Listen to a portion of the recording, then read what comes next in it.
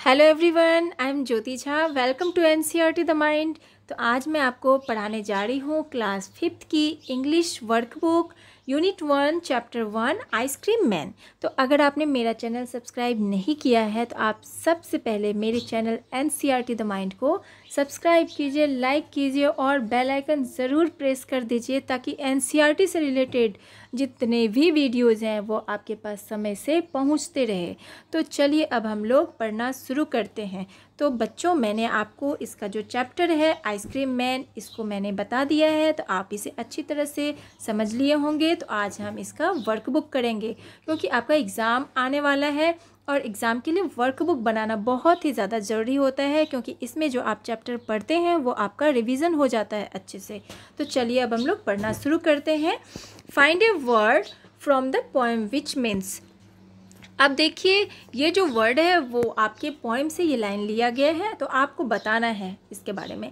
Bright flame और fire, जो आग जैसी जो गर्मी होती है, दहकते हुए आग जैसी गर्मी, तो उसे हम क्या बोलेंगे? ब्लेज।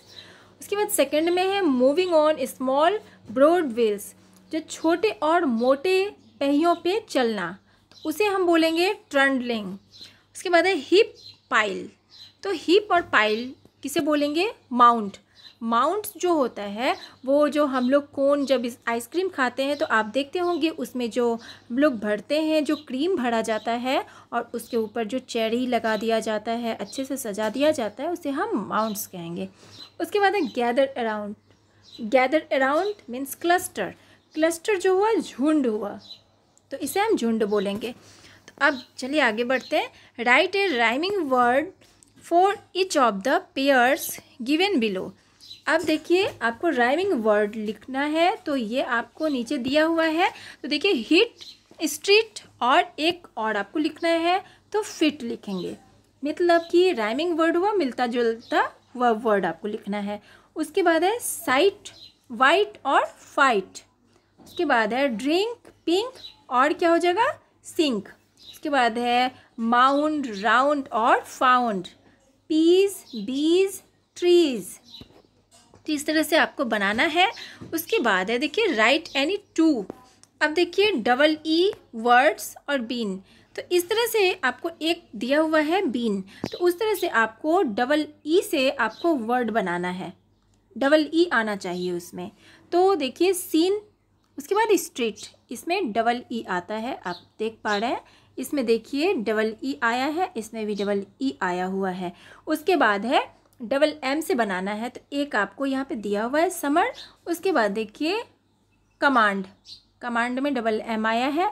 उसके बाद कमेंट, इसमें भी डबल एम आया हुआ है, इसमें भी डबल एम आया हुआ है।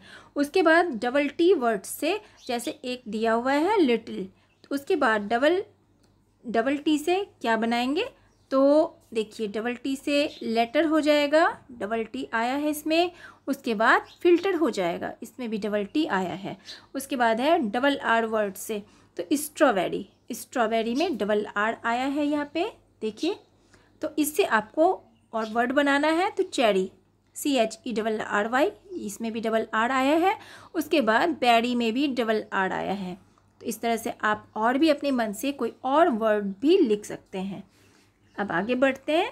Reading section. Read the given stanzas and answer the following questions.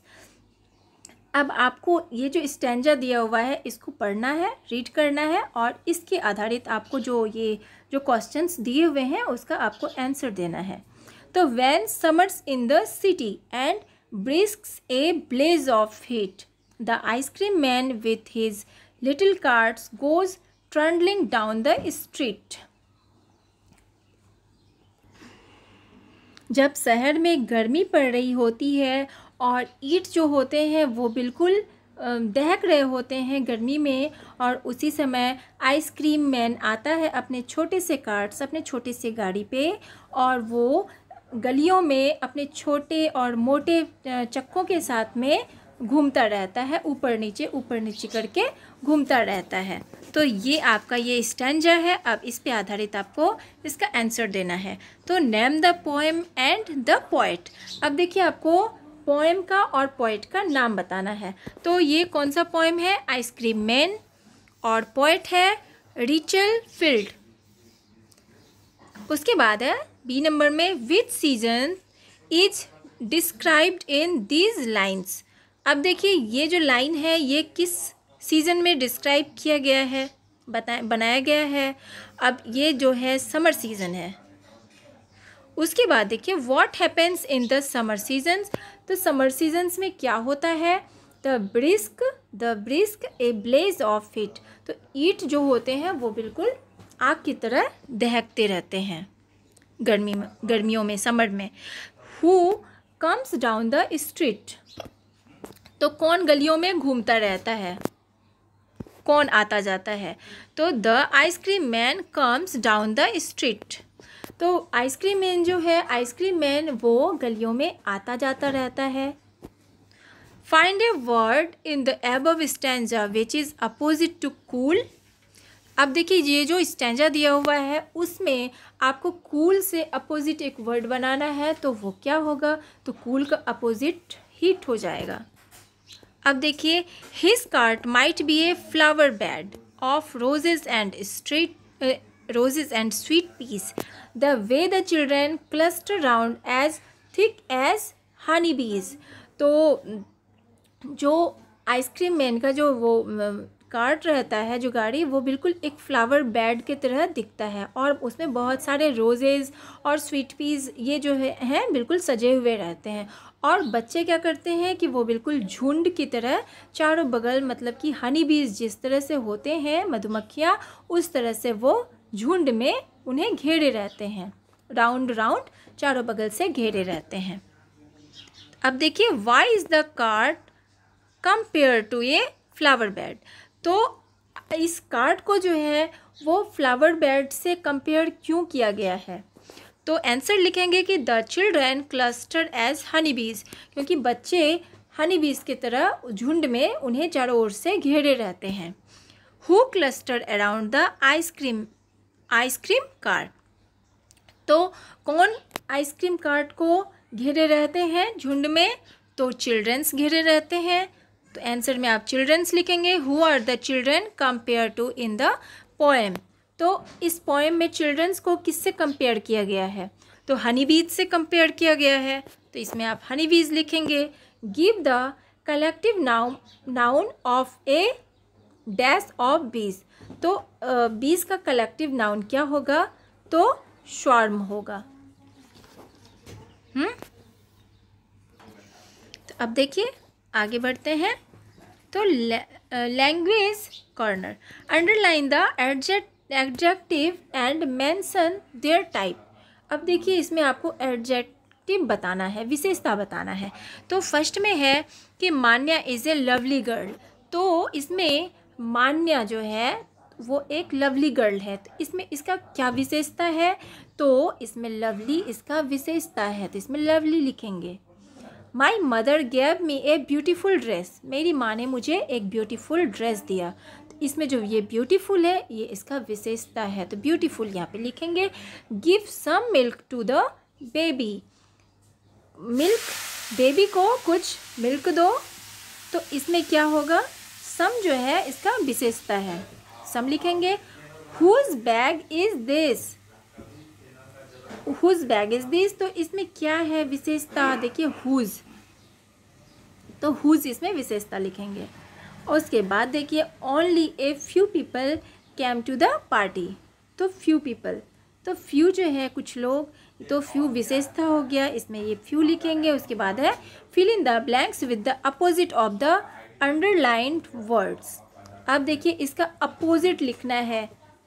अब जो अंडरलाइन जो किया गया है ना इस वर्ड में, तो इसका अपोजिट आपको लिखना है। ये देखिए अंडरलाइन किया हुआ है सभी में, इसका अपोजिट लिखना है आपको। तो क्या है? Maria is clever but John is foolish.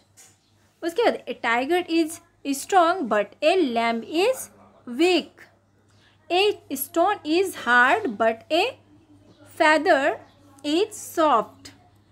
Summer is hot but the winter is cold. उसके बाद है the river is deep but the pond is shallow. ठीक है। उसके बाद है देखिए ये वाला हो गया। अब देखिए कंप्लीट द सेंटेंसेस सुटेबली। अब आपको इस सेंटेंस को सुटेबली कंप्लीट करना है। एज स्ट्रॉन्ग एज ये ऊपर दिया हुआ है आपको, ये आपको नीचे भरना है। आपको सुटेबल जो सही है वो भरना है।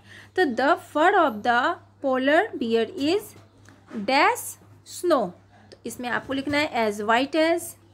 उसके बाद है the creeper grew around the tree as is stronger a rock.